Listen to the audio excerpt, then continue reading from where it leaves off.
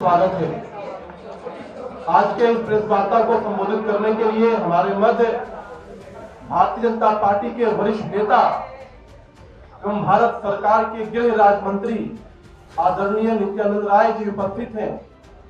साथ ही भारतीय जनता पार्टी के राष्ट्रीय मीडिया के प्रभारी एवं विधान परिषद के सदस्य आदरणीय डॉक्टर संजय मयूर जी और हमारे भाजपा प्रदेश के मीडिया के प्रवक्ता पीयूष शर्मा जी और अमित प्रकाश बबलू जी उपस्थित हैं। मैं विनम्र निवेदन करता हूं आदरणीय नित्यानंद राय जी से कि वे आज के इस प्रेस वार्ता को संबोधित करें। प्रेस वार्ता में मेरे साथ मेरे साथीगण सभी उपस्थित यहाँ हमारे प्रिंट मीडिया और इलेक्ट्रॉनिक मीडिया के भाइयों बहनों, 1990 से 2005 तक का राबड़ी लालू शासन, राजद के शासन काल जंगल राज के रूप में था। जंगल राज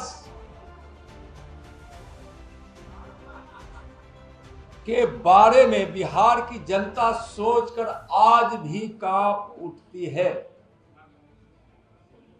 उस 15 वर्षों के राजद के शासन काल में हत्या, अपहरण, नरसंहार और बलात्कार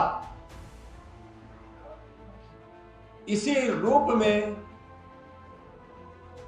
उस जंगल राज को लोग जानते हैं और यही राजद के शासन काल की पहचान रही। आप गौर करेंगे कि उन 15 वर्षों में 32,000 से ज्यादा अपहरण की घटनाएं घटी। स्कूली बच्चों का अपहरण, माताओं, बहनें, बेटियों का अपहरण, डॉक्टर, इंजीनियर, व्यापारी और किसानों का भी अपहरण, यानी उस समय अपहरण का उद्योग था उस जंगल राज में। 18,136 से भी ज्यादा हत्याएं हुई थी लालू राबड़ी जी के उस जंगल राज में। और यह सरकारी आंकड़ा है। हत्याएं तो लाखों हुई है, इसलिए कि हम सब जानते हैं कि उस समय FIR नहीं लिया जाता था।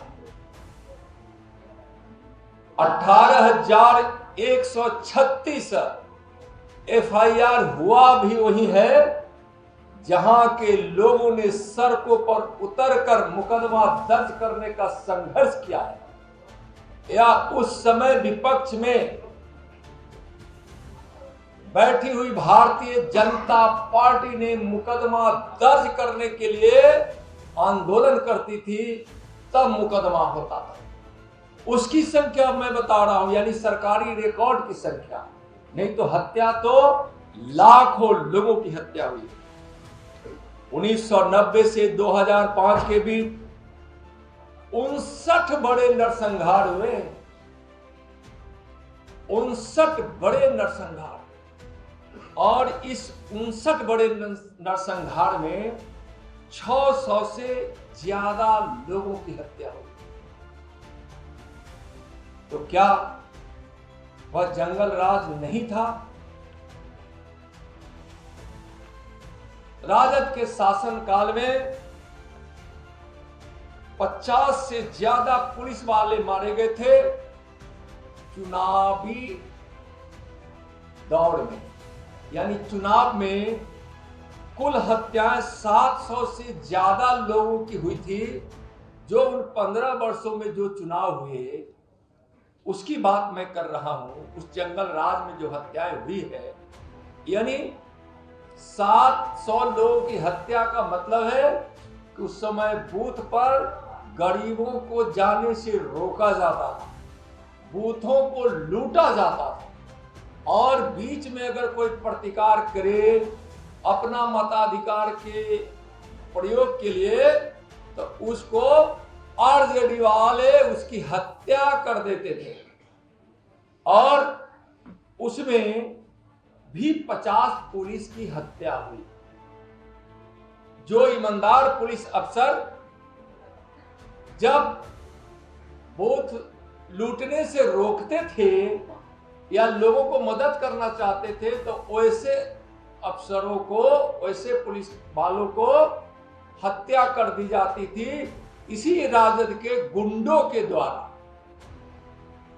तो सोचिए कि उस समय की भयावह स्थिति थी, भयाक्रांत होते थे लोग वहां।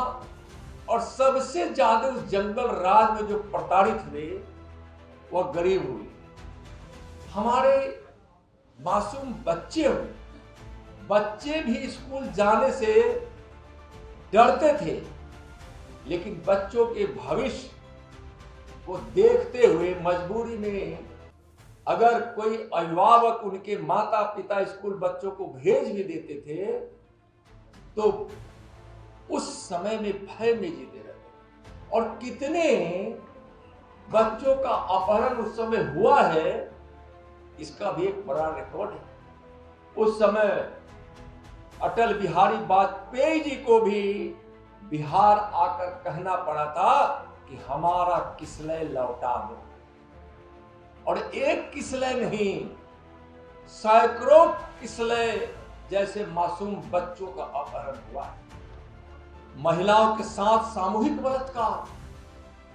और आश्चर्य तो तब होता है जब इन सारे अपराधियों का संरक्षण देने वाली राजद की सरकार, लालू जी राबड़ी की सरकार और मुख्यमंत्री मंत्री आवास होता है। जब फिरौती के लिए अपहरण होता था तो जब इसकी पंचायत मुख्यमंत्री आवास पर हो और जेडी के मंत्रियों के घर पर हो तो सोचिए इससे बड़ी शर्मनाक बात और कुछ हो ही नहीं सकती। तो उस जंगल राज से बिहार के लोग आज भी कहानियां सुनकर भयभीत हो जाते हैं। जंगल राज स्थापित करने की मंसूबा रखने वाले तेजस्वी यादव इस बिहार की राजनीति में न तुम्हारी गुंजाइश है और न तुम्हारी खैर है। बिहार की जनता 2025 में राजनीति के अखाड़े में चित करेगी और धूल चटा देगी। आप सोचिए कि इस प्रकार के वातावरण में जहां अपराधियों को सजा मिलनी चाहिए, संरक्षण मिलता था, तो उसको सरकार कहना ही गैर मुनासिब होगा। वह सरकार ही अपराधी थी, वह सरकार ही कानून को तोड़ने वाली थी। उस अपराधी सरकार से जो जंगल राज स्थापित हुआ था, अब बिहार उस दिन को देखेगा भी नहीं, देखना भी नहीं चाहता है। सावधान तेजस्वी यादव।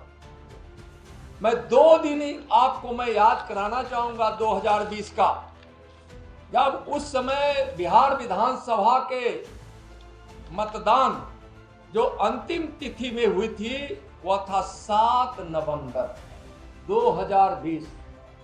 और 7 नवंबर 2020 के मतदान के बाद कोई बिना जानकारी रखने वाला ज्योतिष ने उनको कह दिया कि आप तो मुख्यमंत्री होने वाले हैं। तो तेजस्वी जी के घर पर जो जश्न मना था उस 2 दिनों के बीच यानी 7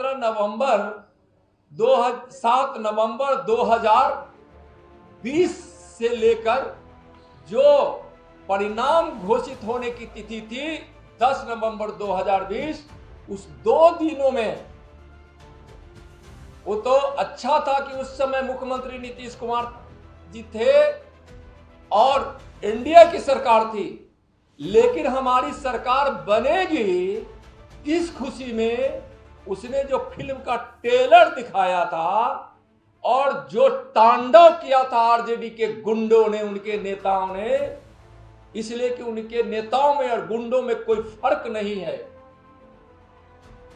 तो उन आरजेडी के गुंडों ने जो तांडव किया था, लूट खसोट अपहरण की धमकी, आज दे दो 2 लाख, नहीं तो 2 दिन में के बाद दोगे 20 लाख।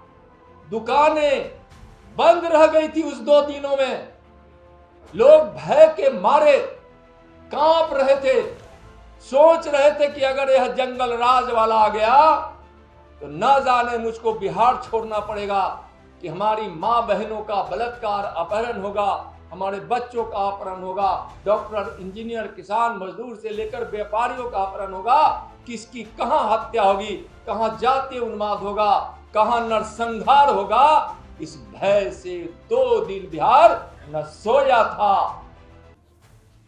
और न वह ठीक से खाया पिया ही था। तो उस 2 दिन को भी तेजस्वी याद करो।